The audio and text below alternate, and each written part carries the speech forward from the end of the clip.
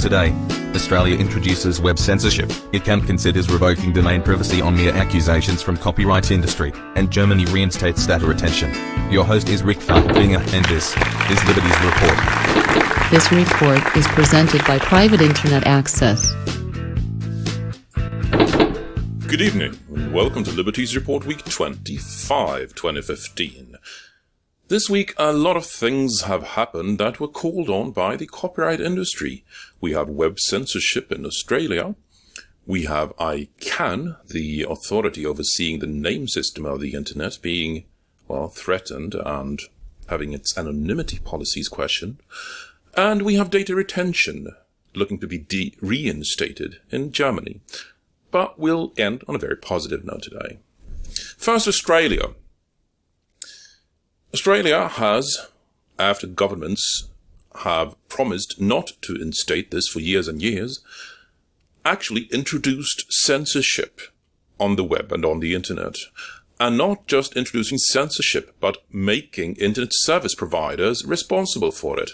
The equivalent of having telco providers responsible for not having you say anything illegal on the phone or in a phone call. As usual, this is supposed to be only targeting the worst of the worst, but what's worst of the worst in the eyes of the government is usually what's very popular, things like Popcorn Time and the Pirate Bay. We are not talking about things that go against common usage or popular consensus here. We are talking about things that go against industry lobbies, and that is something different entirely, and that is something that a mechanism like censorship should never, ever be even considered for. Censorship has always been a slippery slope, and it's only natural that this is the case, because once you open that door, there's always another special interest that think they should have a right to prevent society from accessing what they don't like.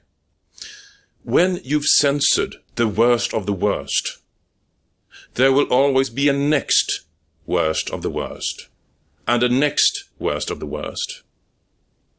If you're intent on keeping censoring the worst 1%, you're going to end up with nothing, because there's always a next worst 1%. Australia has been taking a really dark turn lately, kind of like the UK. We'll see how that ends up. ICANN, meanwhile, ICANN, the authority that oversees the name system of the internet, among many other things, is under fire from the very same copyright industry. There has long been a policy of being able to anonymously register a domain name, and this has been the policy and the responsibility of the individual domain registrars, kind of like telco companies in this case. Having an unlisted number in a telephone system is nothing new, and yet the copyright industry is demanding a right to bypass this layer of privacy protection on mere accusation on infringing on their distribution monopoly. Here we go again with special treatment to the copyright industry bypassing fundamental civil liberties because they don't like that people are using their own property to manufacture copies of culture and knowledge. This shows just how obsolete and crumbling their old distribution monopoly is, but it's nevertheless a very real and present danger to civil liberties when they are demanding and getting exceptions to civil liberties like this. ICANN has a public consultation period on this matter right now, so I would suggest that you write to ICANN and voice your concerns. Do not let the copyright industry have special privileges. Do not let them get away with bypassing privacy layers of protection just because they don't like them. Finally, Germany is reinstating data retention, the practice of logging everything you do, every step you take, everybody you communicate with, how you communicated with them, from where and when and so on, in order to use it against you. in case something pops up later and they need dirt to smear on you. They can go back and look at all your communications logs, see who you were communicating with, at what time, and basically see what dirt sticks. This was introduced in Europe in 2005 by the European Parliament following the 2004 Madrid bombings, and was found to be completely unconstitutional last year by the European Court of Justice. Germany was actually one of the first to introduce data retention on a national level. It was also one of the first to have it completely struck down by its national constitutional court in March 2010. So the German party SPD is now trying to reintroduce a significantly shorter data retention, 10 weeks instead of 6+ months. But it is still data retention. It is still logging all your communications to use it against you. And that is not okay.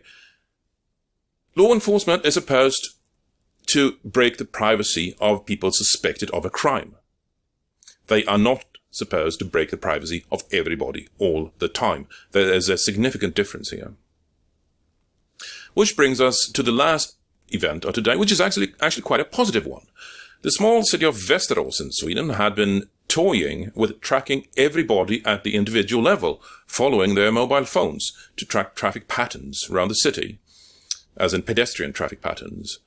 This, while certainly useful data for the city, has also an enormous potential for abuse.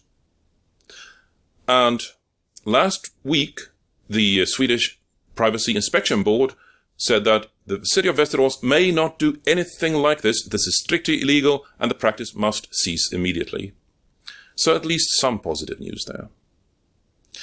Meanwhile, your privacy remains your own responsibility. I'm Rick Falkvinger and this is Liberties Report. Visit our sponsor, Private Internet Access. Good night. This report is presented by Private Internet Access. Liberties Report is produced using exclusively free software.